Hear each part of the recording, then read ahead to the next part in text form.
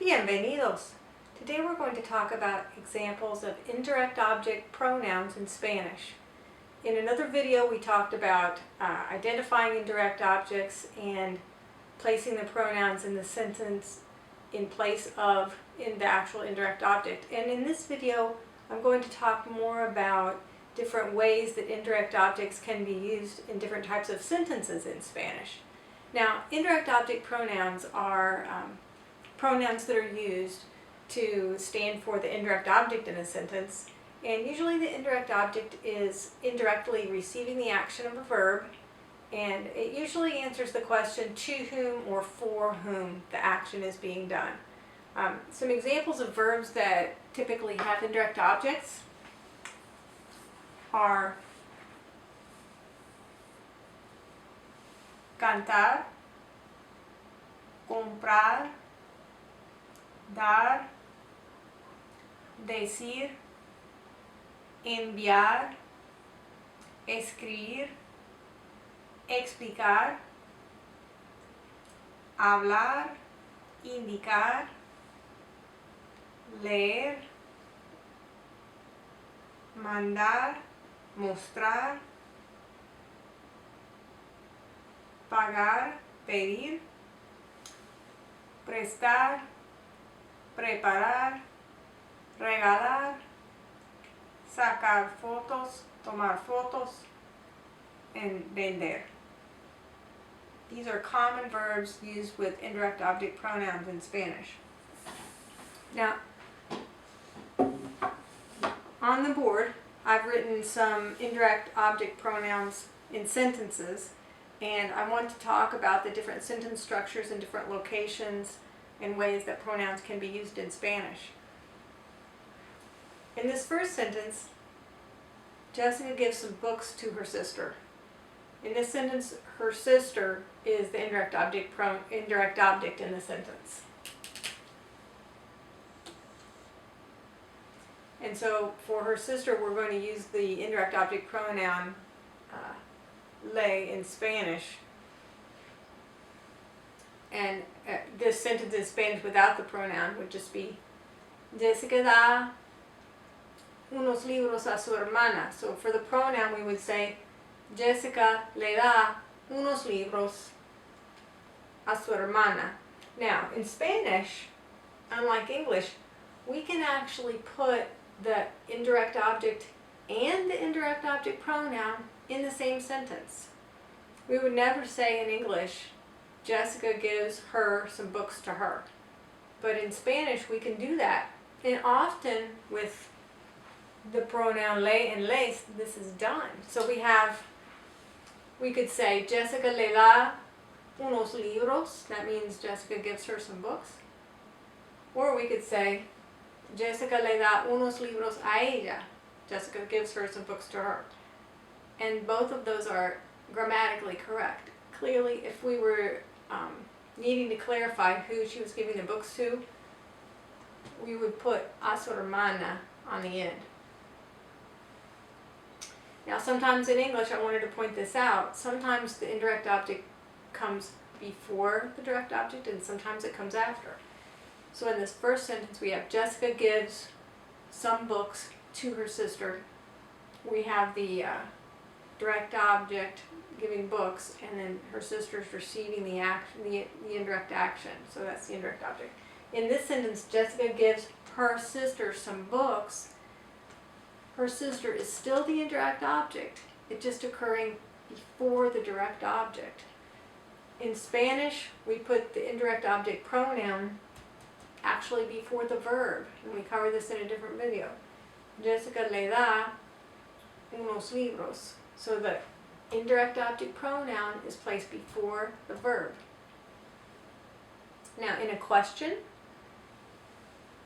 does Jessica give her some books?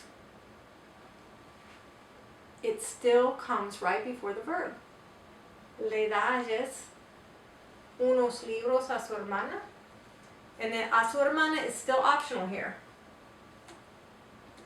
If we need it for clarification, we put it on there. If we don't, then we can leave it off.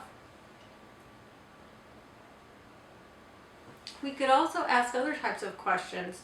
If we wanted to say, when does Jessica give the books to her?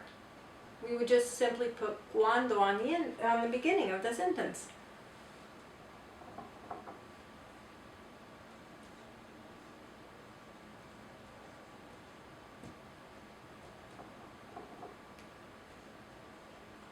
So it would be, ¿cuándo le da Jess unos libros a su hermana? Or ¿cuándo le da Jess unos libros? We could put other question words on here as well. We could put how, cómo, or dónde. So we can form various questions, but the point I want to emphasize is the indirect object pronoun goes right before the verb. Now if we want to negate this and say Jessica doesn't give her books or some books to her sister, then we would say Jess doesn't give her some books. Jess no le da unos libros, and then actually a su hermana. The le still comes right before the verb. The no actually comes before the indirect object pronoun. If we want to use the present progressive, Jess is giving some books to her sister. Jess le está dando unos libros, and then actually a su hermana. So this is a correct way to use the present progressive with an indirect object pronoun. And notice that the indirect object comes directly before the first part of that verb phrase.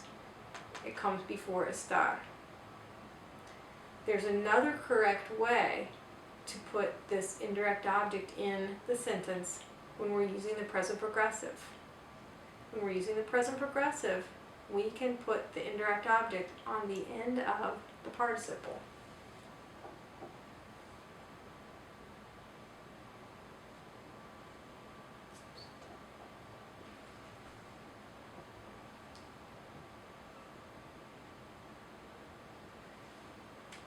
Jess está dándole unos libros.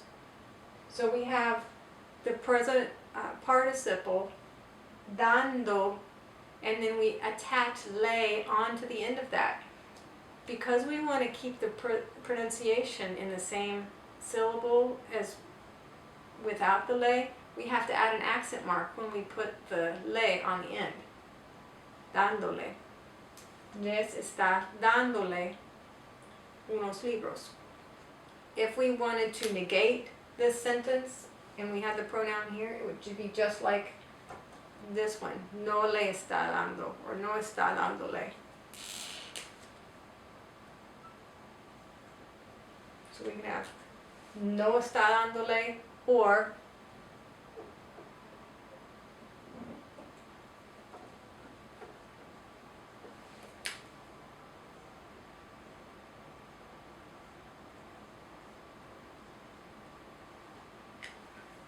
no le está dando unos libros.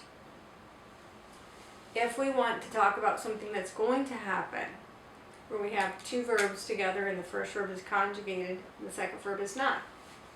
Jess is going to give some books to her sister. We could say, Jess le va a dar unos libros a su hermana. Or the a su hermana is still optional. We put the indirect object pronoun prior to the first verb, just like we did here with the present progressive. So, Jess le va a dar. Now, we could also put the indirect object pronoun on the end of this infinitive second verb.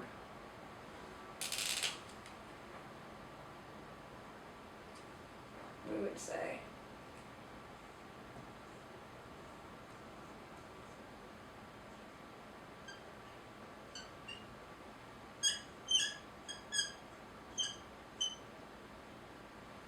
Jess va a darle unos libros a su hermana. So, just like with the present participle, we can tack the indirect object pronoun onto the end of an infinitive verb. And that's grammatically correct. Again, if we wanted to negate this, the no would go here in front of the indirect object pronoun or in front of the va.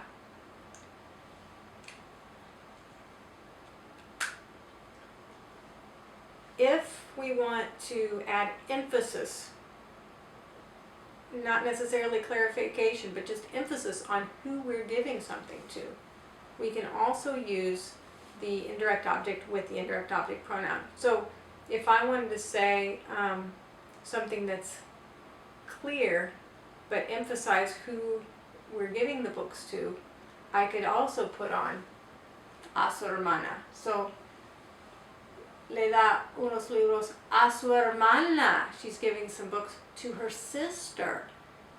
It's like putting things in bold or in uppercase when you're typing. Okay? Sometimes when we're wanting to say for someone, we use the personal a in Spanish instead of para in Spanish. So if instead of gives, if we wanted to say buys,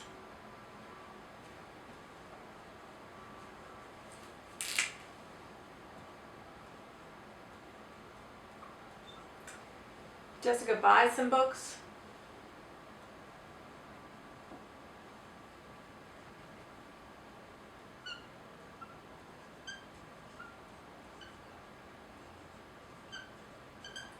Jessica compra unos libros a su hermana.